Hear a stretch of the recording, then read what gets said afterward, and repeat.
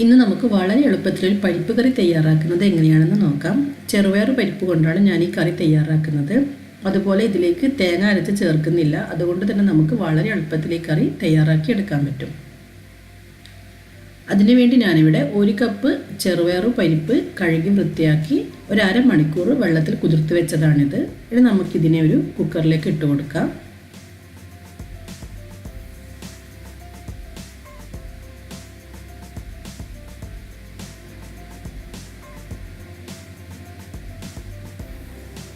ഇനി ഇതിലേക്ക് 2 പച്ചമുളക് ചെറുതായി അരിഞ്ഞത്,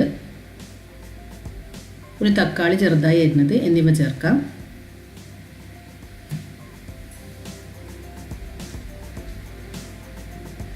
അര ടീസ്പൂൺ മഞ്ഞൾപ്പൊടി,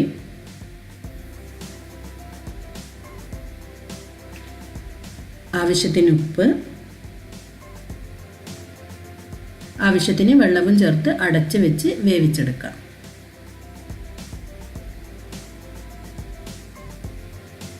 അപ്പോൾ നമ്മുടെ പരിപ്പ് നന്നായി വെന്ത് വന്നിട്ടുണ്ട്. ഇനി നമുക്കിതിന് വേണ്ടിയിട്ടുള്ള കടുക് പൊട്ടിച്ചെടുക്കാം.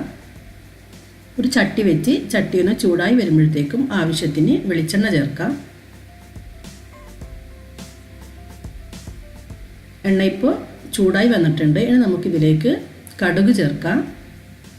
കടുക് പൊട്ടി വരുമ്പോഴത്തേക്കും ഇതിലേക്ക് 1 ടീസ്പൂൺ നല്ല ജീരകം,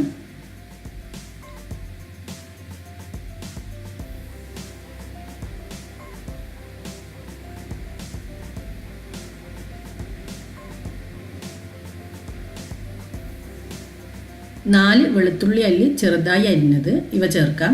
ഈ വെളുത്തുള്ളി ഈ എണ്ണയിൽ നിന്ന് ഒന്ന് ഫ്രൈ ആയി വരണം.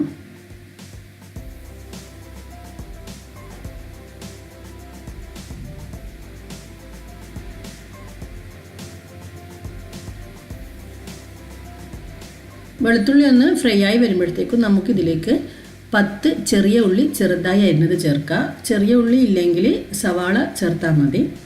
പക്ഷേ ഈ ചെറിയ ഉള്ളി ചേർക്കുമ്പോൾ കൂടുതൽ ടേസ്റ്റ് ആയിരിക്കും. ഈ വെളുത്തുള്ളിയും ഉള്ളിയെല്ലാം എണ്ണയിൽ നിന്ന് നന്നായി ഒന്ന് ഫ്രൈ ആയിട്ട് ചെറുതായിട്ടൊന്ന് കളർ മാറി വരണം.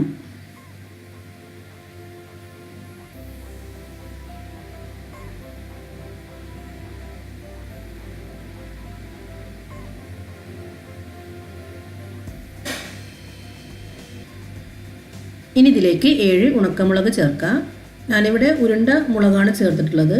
സാധാ മുളകാണെങ്കിൽ ഒരു 4 ചേർത്താൽ മതി. കുറച്ച് കറിവേപ്പില കൂടി ചേർക്കാം.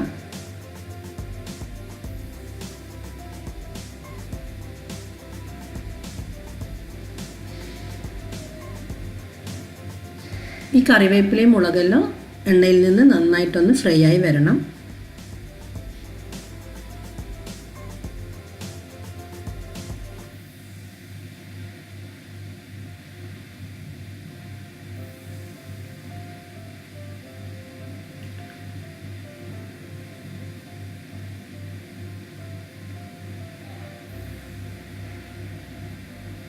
ഇനി നമുക്കിതിലേക്ക് അര ടീസ്പൂൺ മുളക് പൊടി,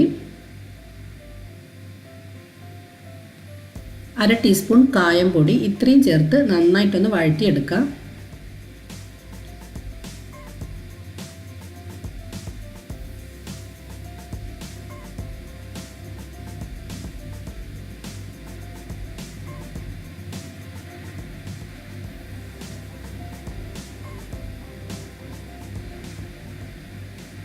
ഇനി ഇത് നമുക്ക് നേരത്തെ വേവിച്ച് വെച്ച പരിപ്പിലേക്ക് ചേർത്ത് കൊടുക്കാം.